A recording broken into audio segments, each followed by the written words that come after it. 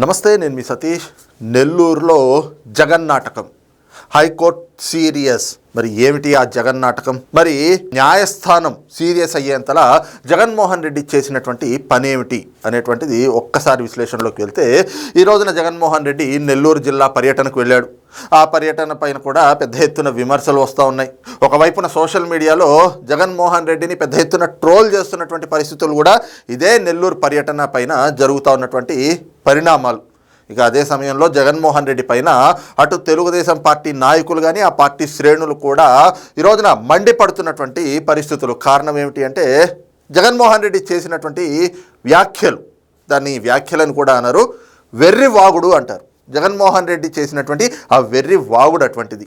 అయితే ముఖ్యంగా ముందుగా జగన్మోహన్ రెడ్డిని మరి ఏం ట్రోల్ చేస్తూ ఉన్నారు, జగన్మోహన్ రెడ్డి పైన వస్తున్నటువంటి విమర్శలు ఏమిటి అనేటువంటిది ఒక్కసారి చర్చించుకుంటే, అందరికీ కూడా జగన్మోహన్ రెడ్డిని ఆ పార్టీ నాయకులు ఏం చెప్పుకుంటారు, పెద్ద ఎత్తున ప్రజాదరణ కలిగినటువంటి నాయకుడు జగన్మోహన్ రెడ్డి, మాకు 39% ఓట్లు వచ్చినాయి, 151 సీట్లతోటి అధికారంలోకి తీసుకొచ్చాడు ఆ పార్టీని, అలాంటి ఒక గొప్ప నాయకుడు జగన్మోహన్ రెడ్డి అని చెప్పి నాయకుడు నాయకుడు నాయకుడు నాయకుడు అని చెప్తా ఉంటారు. కానీ వాస్తవం ఏమిటి? చాలా మందిలో ఉన్నటువంటి అభిప్రాయం ఏమిటి అంటే, జగన్మోహన్ రెడ్డి నాయకుడు కాదు, జగన్మోహన్ రెడ్డి ఒక గొప్ప నటుడు.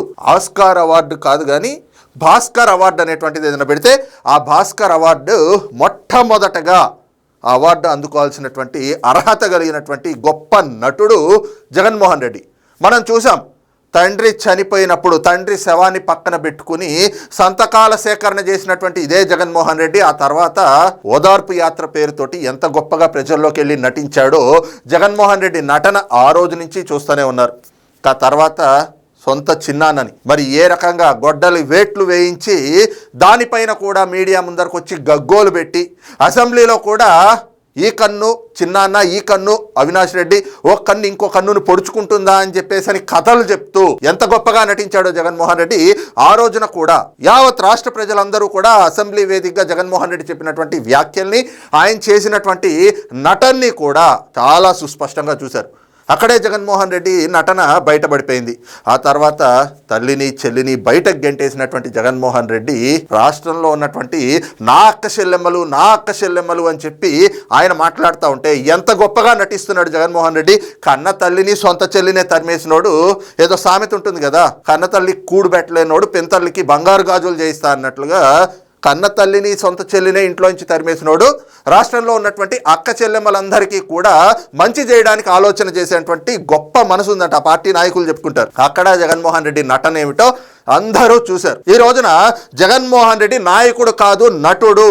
జగన్మోహన్ రెడ్డి చేసే ప్రతిదీ కూడా నాయకత్వపు లక్షణంతో చేసేవి కాదు, ఆయన కేవలం నటిస్తాడు, అతను ఒక నటుడు అని చెప్పి నేను చెప్పడం కాదు, సాక్షాత్తు ఆ సాక్షి ఛానలే చెప్తా ఉంది. సాక్షి ఛానల్ ఏ రకంగా చెప్పింది అనేటువంటిది ఒక్కసారి చూద్దాం. ఇది సాక్షి ఛానల్లో ఈ రోజున జగన్మోహన్ రెడ్డికి సంబంధించి ఆయన నెల్లూరు పర్యటన, ఆ పర్యటన సందర్భంగా జగన్మోహన్ రెడ్డి గారికి ఆయన లైవ్ కవరేజ్ ఇచ్చే రిపోర్టర్లు ఉంటారు కదా, సాక్షి టీవీలో పనిచేస్తున్న రిపోర్టర్లు, నేను వేరే ఛానల్ కూడా చెప్పట్లా, ఇదిగో సాక్షి లోగో కూడా డైరెక్ట్గా వేస్తే మళ్ళీ కొంచెం టెక్నికల్ ఇష్యూస్ మాకు ఉంటాయి కాబట్టి బ్లర్ చేయడం అయితే జరిగింది. కానీ మీరు ఈ రోజున సాక్షి ఛానల్ని తీసి చూస్తే మీకు అంతా క్లియర్గా కనిపిస్తుంది. సాక్షి ఛానల్లో వాళ్ళ రిపోర్టర్ చెప్తున్నటువంటి మాటే, జగన్మోహన్ రెడ్డి పర్యటన సందర్భంగా ఆయన వస్తుంటే అక్కడికి వచ్చినటువంటి వాళ్ళు ఏం చెప్పుకుంటా ఉన్నారు చూసామైతే అభిమాన నటుడిని చూడడానికి ఆంక్షలు ఏమాత్రం, మళ్ళీ ఒకసారి వినండి. చూసామైతే అభిమాన నటుడిని చూడడానికి ఆంక్షలు ఏమాత్రం తమను ఏమి చేయవు, పోలీసులు కేసులు కూడా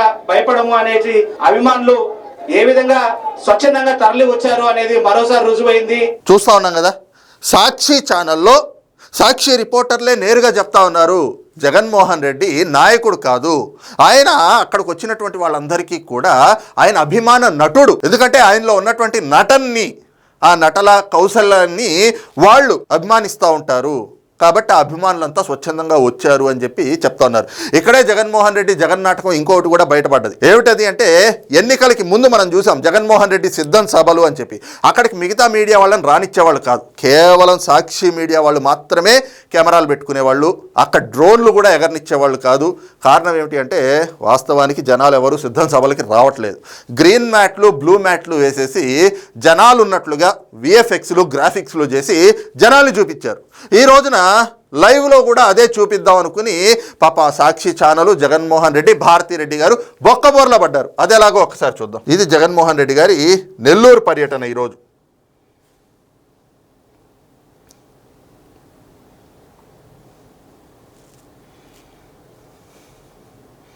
ఇక్కడ చూస్తూ ఉన్నాం కదా, ఆ నెల్లూరు పర్యటన విజువల్స్ పంపిస్తూ వాటి మధ్యలోంచి ఇంకేం విజువల్స్ యాడ్ చేశారయ్యా అంటే మార్కెట్ యార్డ్ వ్యవసాయ మార్కెట్ కమిటీ బంగారుపాళ్యం. బంగారుపాళ్యం ఎక్కడుందండి? చిత్తూరు జిల్లాలో ఉంది. జగన్మోహన్ రెడ్డి ఈ రోజున వెళ్ళింది ఎక్కడికి? నెల్లూరు జిల్లాకి.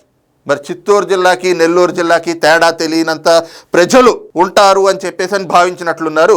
జనాలు పెద్ద ఎత్తున వచ్చారు అని చూపించుకోవడానికి ఆ సాక్షి టీవీలో విజువల్స్ ప్లే చేస్తూ ఆ మధ్యలోంచి బంగారుపాళ్యం విజువల్స్ చేశారు. మరి ఇదేమిటో అర్థం కాలేదు అసలు. అరే మరి ఇంత దిక్కుమాలినిదా? జనాలు రాకపోతే రాలేదని చెప్పుకోండి.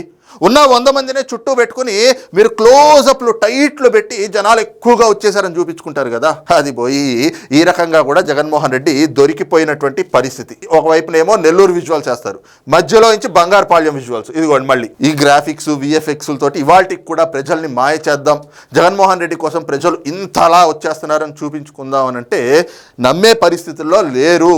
ఇలాంటి జగన్నాటకాలకి కట్టి పెట్టండి అని చెప్పేసి ప్రజలు కూడా అసహ్యించుకుంటున్నటువంటి పరిస్థితి.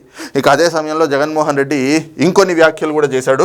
వాటిపైన ఈ రోజున రాజకీయ పక్షాలు కూడా మండిపడుతున్నటువంటి పరిస్థితులు, అవి కూడా చూద్దాం ఒకసారి. ఇకపోతే దేనిపైన ఈ రోజున రాజకీయ పక్షాలు జగన్మోహన్ రెడ్డి పైన మండిపడుతున్నాయి అని చెప్పేసి చెప్తే ఇవే జగన్మోహన్ రెడ్డి చేసినటువంటి వ్యాఖ్యలు ఒక్కసారి విందాం. పెన్నెల్లి రామకృష్ణారెడ్డిని జైల్లో పడేసినాడు, 4 సార్లు ఎమ్మెల్యే. దళిత మాజీ ఎంపీ నందిగాం సురేష్ ను 190 రోజులు జైల్లో పెట్టాడు. ఈయన దళిత మాజీ ఎంపీ. దళితులు ఈ రోజు గుర్తొచ్చారు. జోగి రమేష్ కొడుకును రాజీవ్ అనే వాడిని ఆయనను జైల్లో పెట్టాడు, కేసులు పెట్టి. పరామర్శ కిందకి వెళ్ళాలి. వంశీని ఒక కేసు అయిపోయిన తర్వాత మరో ఒక కేసు చిత్రహింసలు పెడుతూ జైల్లో పెట్టారు ఈ పెద్ద మనిషి. ఎంపీ మిథున్ రెడ్డిని కేవలం పెద్దిరెడ్డి రామచంద్రారెడ్డి చంద్రబాబు నాయుడును ఆయన కాలేజ్ టైంలో ఈయన ఇద్దరు కాలేజీలలో స్టూడెంట్ గా ఉన్నప్పుడు ఇద్దరు కలిసి చదువుకున్నారని, ఆ కలిసి చదువుకున్నప్పుడు పెద్దిరెడ్డి రామచంద్రారెడ్డి చంద్రబాబు నాయుడు చెప్పుతో కొట్టాడు అని చెప్పి. ఇది చూస్తున్నారా? చంద్రబాబు నాయుడు గారిని క్రిటిసైజ్ చేసేలాగా ఆయన్ని కావాలని చెప్పి గిల్లి దాని ద్వారా మనం అవతల వాళ్ళకి నొప్పుట్టేలాగా వాళ్ళని ఏదో రకంగా అవమానించి వాటి ద్వారా మనం సంతోషం పొందుదాం, వాటి ద్వారా మనం ఆనందం పొందుదాం. ఇది దిక్కుమాలిన ఆలోచనలు అనమాట జగన్మోహన్ రెడ్డివి.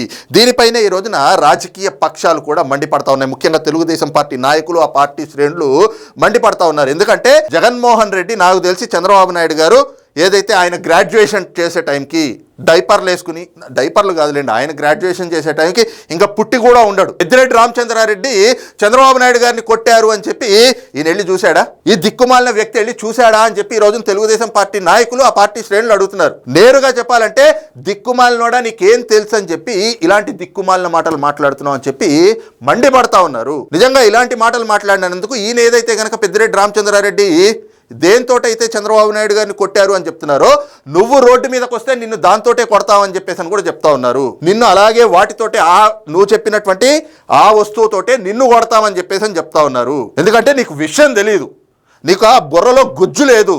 ఎవడో స్క్రిప్ట్ రాసిస్తాడు, ఆ పనికిమాలినవాడు ఇచ్చినటువంటి స్క్రిప్ట్ని నువ్వు నీ పనికిమాలినటువంటి నోటుతో మాట్లాడుతూ ఉంటావు.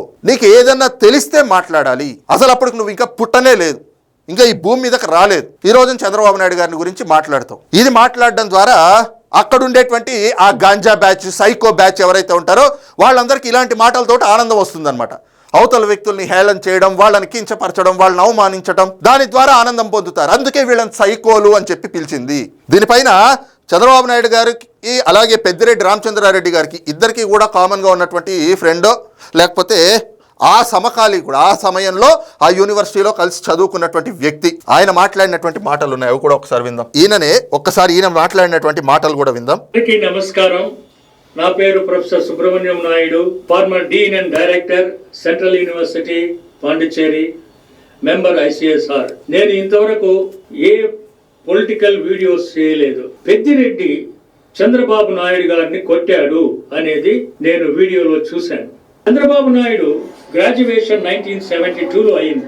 అంటే చంద్రబాబు నాయుడు రీసెర్చ్ స్కాలర్ గా ఉన్నప్పుడు నేను పెద్దిరెడ్డి ఫస్ట్ ఇయర్ లో ఉన్నాము. వింటున్నారు కదా, చంద్రబాబు నాయుడు గారు ఆయన గ్రాడ్యుయేషన్ అయ్యే టైంకి పెద్దిరెడ్డి రామచంద్రారెడ్డి ఇవాళ ఇది జగన్మోహన్ రెడ్డి చెప్తా ఉన్నాడు కదా, ఒక బచ్చా ఆయన ముందర చెప్పాలి అంటే చంద్రబాబు నాయుడు గారి గ్రాడ్యుయేషన్ అయిపోయే టైంకి ఫస్ట్ ఇయర్లో ఉన్నారు. పెద్దిరెడ్డి రామచంద్రారెడ్డి క్లాస్మేటు చంద్రబాబు నాయుడు గారు ఏ యూనివర్సిటీలో అయితే కనుక చదివారో అక్కడే ఆయనతో పాటు చదివినటువంటి వ్యక్తి చెప్తా ఉన్నాడు. ఆయన చెప్పే మాటలను చూస్తే ఏమర్థమవుతోంది, ఆ పుంగనూరు పుడింగి అని చెప్పుకుంటాడు కదా జగన్మోహన్ రెడ్డి, పెద్దిరెడ్డి రామచంద్రారెడ్డి చంద్రబాబు నాయుడు గారి ముందర బచ్చా.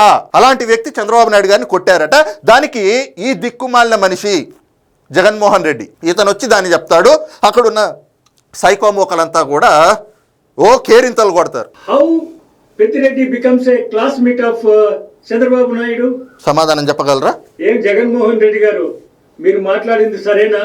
సో నేను 2 సంవత్సరాలు తనకన్నా చిన్నవాడిని చంద్రబాబు నాయుడు గారికి. Peddireddy has not seen face to face, never in his college life. ఇప్పుడు ఈయన చెప్పాడు కదా, ఈయన చెప్పిన మాటలతోటి అర్థమైపోతా ఉంది కదా, పెద్దిరెడ్డి తన జీవితంలో అంటే యూనివర్సిటీలో ఉన్నప్పుడు చంద్రబాబు నాయుడు గారిని ఎప్పుడు ఎదురు బదురుగా ఒకళ్ళనొకళ్ళు చూసుకున్న సందర్భాలే లేవు. ఈయన చెప్పిన సమాధానం ఇప్పుడు జగన్మోహన్ రెడ్డిని అదే చెప్పు ఇందాక చెప్పాడు కదా జగన్మోహన్ రెడ్డి, ఆ చెప్పుతో జగన్మోహన్ రెడ్డిని కొట్టినట్టుగా ఈ సమాధానం కనిపిస్తూ ఉంది అని చెప్పి సోషల్ మీడియాలో ఈరోజు తెలుగుదేశం పార్టీ నాయకులు, ఆ పార్టీ శ్రేణులు కూడా ఈ వీడియోను కూడా వైరల్ చేస్తూ ఉన్నారు జగన్మోహన్ రెడ్డి వీడియోతో పాటు.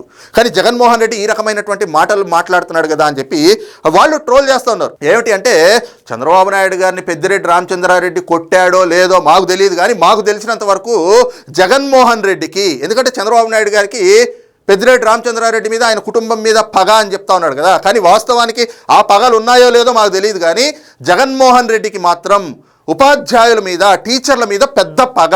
ఎందుకు అంటే జగన్మోహన్ రెడ్డి 10th క్లాస్లో పేపర్లు దొబ్బేశాడు అనేటువంటిది అందరికీ తెలుసు కదా. ఆ పేపర్లు కొట్టేసి దొరికిపోయినప్పుడు అదే హైదరాబాద్ పబ్లిక్ స్కూల్లో జగన్మోహన్ రెడ్డిని కడ్రాయర్ మీద మోకాళ్ళ మీద కూర్చోబెట్టారట, ఆయన అండర్వేర్ మీద కూర్చోబెట్టారట అక్కడ ఉన్నటువంటి టీచర్స్, ప్రిన్సిపల్. అందుకని టీచర్ల మీద ఈ రోజున జగన్మోహన్ రెడ్డికి అంత పగ ఉందట. అందుకే ఆయన అధికారంలో ఉన్నప్పుడు ఉపాధ్యాయుల్ని వైన్ షాపుల దగ్గర లైన్లు ఇచ్చేయడానికి, వాళ్ళకి ఫింగర్ ప్రింట్ అని చెప్పేసి అని, ఫేస్ రికగ్నైజేషన్ అని చెప్పి టీచర్ల మీద పగబట్టి వాళ్ళ జీతాలు సరైన టైంకి ఇవ్వకుండా వాళ్ళని అవమానించేటువంటి రీతిలో ఆ ప్రవీణ్ ప్రకాష్ అనేటువంటి వ్యక్తిని పెట్టి టీచర్లను ఇబ్బందులు పెట్టడం. ఇవన్నీ దేనికి అంటే జగన్మోహన్ రెడ్డి 10th క్లాస్ పేపర్లు కొట్టేసినప్పుడు ఆ స్కూల్ వాళ్ళు, ఆ స్కూల్లో ఉన్న టీచర్లు, ప్రిన్సిపల్ వీళ్ళంతా జగన్మోహన్ రెడ్డిని కడ్రాయర్ మీద నుంచోబెట్టి మోకాళ్ళ మీద కూర్చోబెట్టారంట ఓ రోజంతా కూడా స్కూల్లో. అందుకే ఈ రోజున జగన్మోహన్ రెడ్డి టీచర్ల మీద అంత పగబట్టాడట. అదే ఈ రోజున మరి తెలుగుదేశం పార్టీ శ్రేణులు, ఆ పార్టీ సానుభూతి పరులు కూడా సోషల్ మీడియాలో మరి జగన్మోహన్ రెడ్డిని ట్రోల్ చేస్తున్నటువంటి పరిస్థితులు. ఇంకా చూస్తే న్యాయస్థానాలు, ఈ రోజున న్యాయస్థానాలు చేసినటువంటి వ్యాఖ్యల్ని కూడా జగన్మోహన్ రెడ్డి తప్పుపడుతున్నాడు అనేటువంటి వాదన కూడా వినిపిస్తూ ఉంది. కారణం ఏమిటంటే ఒక్క మాట విందాం, ఇది ఒక్కసారి చూద్దాం. విచ్చలవిడిగా భూములు శనిక్కాయలకు బెల్లాలకు అమ్మేస్తారు. ఇలా కావలసిన వాళ్ళకు, వీళ్ళకి నచ్చినోడు ఎవడన్నా ఉన్నాడంటే 99 వేసాలకు భూములు ఇస్తారు. వీళ్ళకి నచ్చినోడు ఎవడన్నా ఉన్నాడు అని అంటే ఏకంగా 30 ఏళ్ళ కాంట్రాక్టు, 40 ఏళ్ళ కాంట్రాక్టు, రూపాయలు ఇస్తే చాలంటారు. విచ్చలవిడిగా భూములు శనిక్కాయలకు బెల్లాలకు అమ్మేస్తా ఉన్నారు. ఈయన సరస్వతి పవర్ కి 50 ఏళ్లకి లీజు అని చెప్పి ముఖ్యమంత్రిగా ఉంటూ తన సొంత సంస్థకి లీజు 50 ఏళ్లకి పెంచేసుకున్నప్పుడు అది తప్పు కాదు.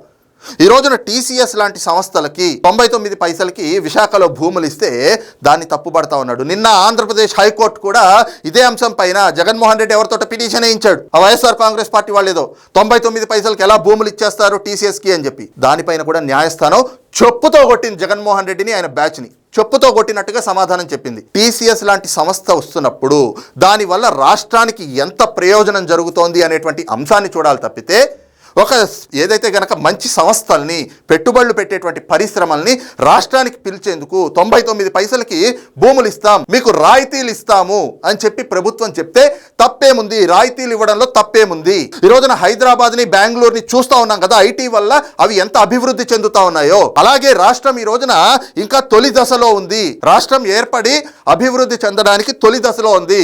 ఇలాంటి సమయంలో పరిశ్రమలను ఆకర్షించడానికి రాయితీలు ఇస్తే 99 పైసలకి భూమిలు ఇస్తే తప్పేంటి అని చెప్పి నిన్న న్యాయస్థానమే మాట్లాడింది, ఆంధ్రప్రదేశ్ హైకోర్టు. అంటే ఈ రోజు జగన్మోహన్ రెడ్డి మాట్లాడేటువంటి మాటలు న్యాయస్థానాన్ని కూడా తప్పుబట్టే విధంగా ఉన్నాయి. న్యాయస్థానం చేసినటువంటి వ్యాఖ్యల్ని కూడా తప్పుపడుతున్నట్లుగానే ఉన్నాయి.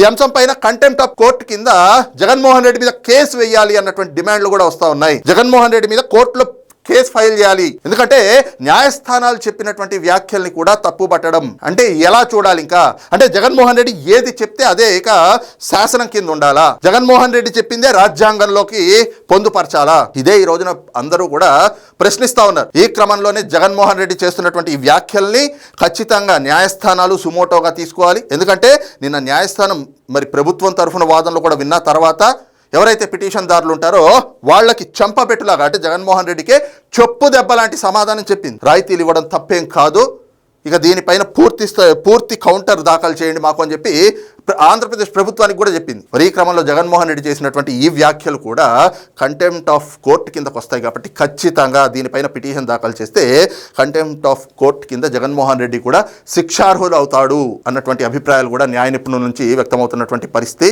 మరి ఈ అంశంపైన మీ అభిప్రాయం ఏమిటనేటువంటిది కింద కామెంట్ సెక్షన్లో మెన్షన్ చేయండి. Thank you.